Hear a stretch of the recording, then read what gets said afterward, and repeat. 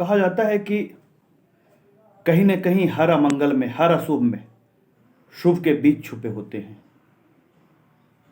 अगर भारत की T20 world cup के मैच में भारत की हार ना होती, आज तक के इतिहास में भारत कभी नहीं हारा था इस अपने चिर परिचित प्रतिद्वंदी से, इस दुश्मन देश से। लेकिन शायद परमात्मा को ये दर्शाना था कि देखो तुम्हारे साथ, तुम्हारे देश में, तुम्हारी जमी पे, इस भारत माता के आंचल में कुछ लोग रहते हैं जो यहीं जन्म लेते हैं, यहीं मरते हैं, यहीं का खाते हैं, यहीं की सरकारी योजनाओं का लाभ लेते हैं। इनके दिल में पाकिस्तान बैठा हुआ होता है। ये पाकिस्तान की एक जीत पर जो इनकी आतिशबाजियाँ हुई, उस आतिशबाजियों को रोशनी में इनके काले स्याह चेहरे साफ नजर आने लगे। इन दुश्मनों ने, इन गद्दारों ने ये बता दिया कि हम कितने बड़े एहसान फरामोश हैं। तो मैं एक बात कहना चाह रहा था कि भाई अब तो ये समय है कि परमात्मा ने इस अशुभ में शुभ का बीज को दृष्टिगोचर करा दिया कि अब अगर एक न हुए, अगर सनातनी, अगर धर्मी और राष्ट्रवादी, भारत माता से प्रेम करने वाले या दूसरे भी जो रिलीजन वाले और मजहब वाले हैं, वे भी सारे के सारे तो कोई हो ही नहीं सकते कभी बुरे। तो जो उनमें राष्ट्र से प्रेम करने वाले हैं, जो मादरे वतन से, मातृभूमि से प्रेम करने वाले हैं, उनको भी आना होगा साथ में।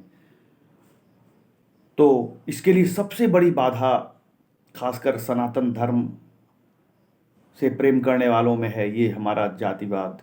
ये जाति का जो कलंक है, ये जो जाति की जो व्याधि है, इसको पूर्ण रूप से समाप्त करना होगा अगर हम चाहते हैं कि हमारी संस्कृति अक्षुण्ण रहे, हमारी सभ्यता पूरी तरह अक्षुण्ण रहे और ये धरती अनंत काल तक विश्व गुरु बनी रहे। तो हमें इस जाति की महाव्याधि को, इस कलंक को मिटाना होगा। तो इसी पर मेरी भावनाएं उमड़ी और मैंने एक कविता लिखी है। मुझे उम्मीद है कि आपको अच्छा लगेगा। अगर आपको आनंद आए तो निश्चित रूप से हमें समर्थन करेंगे, इसको शेयर करेंगे सुबोध सांडिल्य चैनल को और सब्सक्राइब करेंगे। जाति मुक्ति मैंने इसका टाइटल दिया है। कोई जाति नहीं, सनातन प्रेम कदम भरना होगा। कोई जाति नहीं, सनातन प्रेम कदम भरना होगा। सिर्फ प्रेम तपस्या रुदन नहीं, अब खड़ग पर सुदर्शन धरना होगा। कोई जाति नहीं, सनातन प्रेम कदम भरना होगा। सिर्फ प्रेम तपस्या रुदन नहीं, अब खड़ग पर सुधरना होगा। आत्मरक्षा अधिकार हमें है सच्ची सेवा करने को। आत्मरक्षा अधिकार हमें है सच्ची सेवा करने को। प्राण रक्षा भी महाधर्म है भजन तपस्या करने को। अब नई चुनौती आई है दुर्गम पथ पर चलने की। अब नई चुनौती आई है दुर्गम पथ पर चलने की। अब नई चुनौती आई है रक्षा धर्म सनातन करने की। अब कांटों भरा कंठ का किरण मार्ग पुष्प सैया चाहत नादान। अब कांटों भरा कंठ का किरण मार्ग पुष्प सैया चाहत नादान। प्राण भरे ही चल जाए अरि सनातन दलना विधान। प्राण भरे ही चल जाए अरि सनातन दलना विधान। झूठी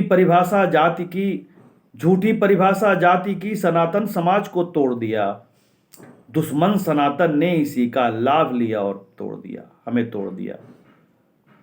झूठी परिभाषा जाति की सनातन समाज को तोड़ दिया।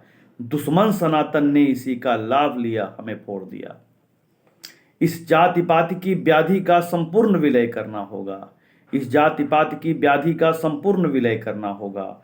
सिर्फ सनातन का पवित्र मंत्र जपना होगा। समय नहीं है शेष, अब सबको गले लगाना है। समय नहीं है शेष, अब सबको गले लगाना है। अनजाने में जो हुआ पाप अब अश्रुधार बहाना है। अनजाने में जो हुआ पाप अब अश्रुधार बहाना है। जिनको माना अस्पृश्य वे तो अपने सच्चे भाई हैं।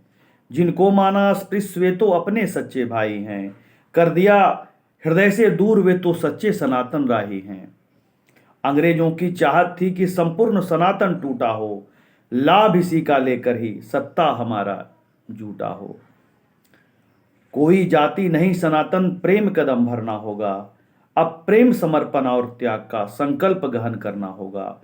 कोई जाति नहीं सनातन प्रेम कदम भरना होगा।